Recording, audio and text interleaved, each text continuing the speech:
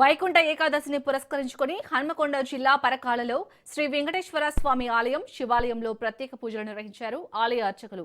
ముక్కోటి ఏకాదశి సందర్భంగా గోవింద నామస్మరణలతో వైష్ణవ ఆలయాలని మారుమ్రోగుతున్నాయి. స్వామివారిని ఉత్తర ద్వారం గుండా దర్శించుకునేందుకు భక్తులు బారులు తీరారు. ముక్కోటి ఏకాదశి పవిత్రమైన రోజు అని ఈ రోజున స్వామివారిని దర్శించుకుంటే మోక్షం లభిస్తుందని ఆలయ అర్చకులు చెబుతున్నారు.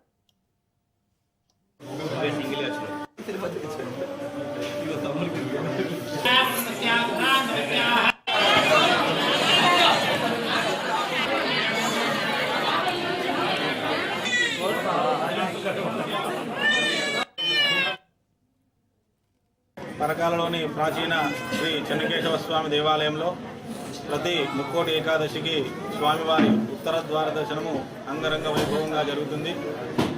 ఈరోజు స్వామివారు మేల్కొని ముక్కోటి దేవతలకు దర్శనమిచ్చే రోజు కాబట్టి ఈరోజు ముక్కోటి ఏకాదశి అంటారు. ఈరోజు స్వామివారిని ఉత్తర ద్వారం గుండా దర్శనం చేసుకుంటే ఆ సమయంలో ముక్కోటి దేవతలు కూడా స్వామివారి దర్శనం కోసం ఆ ద్వారం వద్ద వేచి ఉంటారు కాబట్టి వారి అందరి యొక్క ముక్కోటి దేవతల స్పర్శ మన మీద పడుతుందని చెప్పేసి భక్తుల నమ్మకం. ఈరోజు స్వామివారి ఉత్తర ద్వారం గుండా దర్శనం చేసుకున్న వారికి ఆరోగ్యాలు అష్టైశ్వర్యాలు సిద్ధిస్తాయని చెప్పేసి మన శాస్త్రాల్లో చెప్పబడ్డది. కనుక భక్తులందరూ కూడా ఈ ముక్కోటి ఏకాదశి ఉత్తర ద్వార దర్శనంలో పాల్గొని స్వామివారి కృపకు పాత్రలు కావాలని చెప్పేసి పరకాలలో